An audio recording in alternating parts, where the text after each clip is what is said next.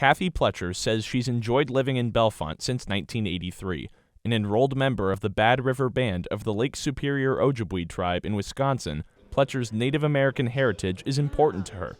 So when Bellefonte Area High School's nickname, the Red Raiders, became a topic of heated debate nearly 2 years ago, she was as vocal as anyone.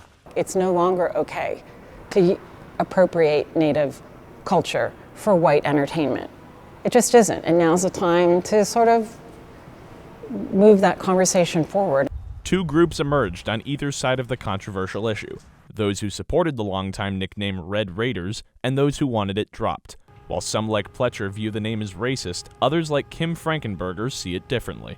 When they changed it to that, they did it to honor the people that had lived here, you know, whatever the Indians, whoever they were, of any nature.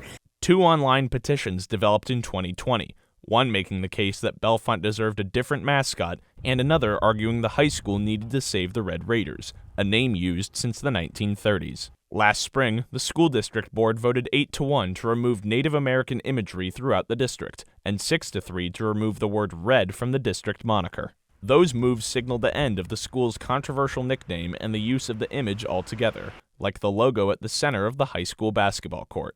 Residents like Frankenberger say they were shocked by the news. Well, it was heartbreaking. It's like, why all of a sudden are you going to take something away that has been, I think it's been around since 1930 something? So instead of the Red Raiders, the school's sports teams were to be known as the Raiders, and all traces of the old nickname were to be done away with.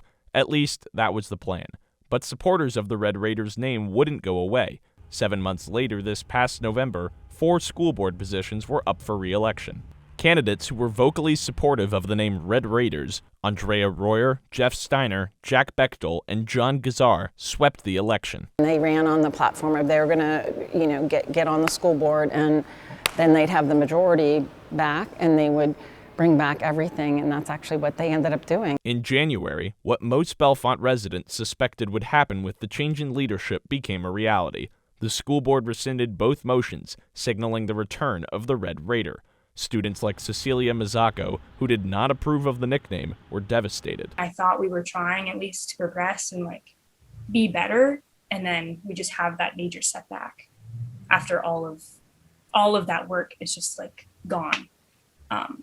So yeah, it was really disappointing and honestly just frustrating. Fellow Bellefonte High student Lillian North thinks the majority of Bellefonte students are in favor of keeping the name Red Raiders rather than eliminating it. Still, that doesn't mean North believes the name is the right choice for her school. It feels gross to be a part of something with this name and with this imagery and seeing different people. I love my school. I want to take pride in my school. And honestly, I just want to get all of it out of there so we can have a fresh start. During the public hearing portion of the January school board meeting, Pletcher voiced her opinion and shared her perspective. But her comments fell on deaf ears. I said this to the school board, would you use a mascot called the White Raiders?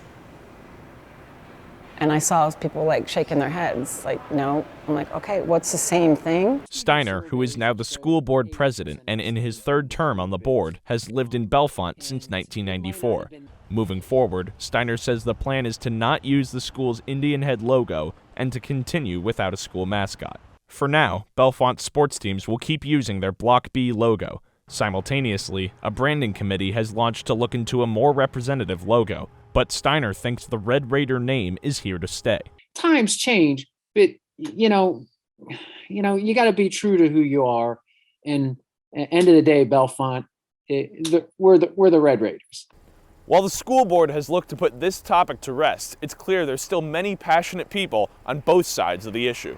In the meantime, proponents of a name change like Pletcher are redirecting their attention to an educational movement, considering the makeup of the school board and the Republican-leaning Pennsylvania State Senate. A longtime resident of Bellefonte, she realizes she's in this fight for the long haul. Foolishly thought I was done, with this, but it's that was only chapter 1. Now we're on chapter 2. Though Pletcher maintains an optimistic approach for the removal of the Red Raider name once and for all, others like Frankenberger are equally as passionate on the other side. But in a town so divided over this issue, there is one thing residents like Pletcher and Frankenberger can agree on: They believe any action should come through a more democratic process. I'm hoping that they continue to involve the community and the students if they decide to make any kind of decision. In Bellefonte, I'm Andrew Destin for the Center County Report.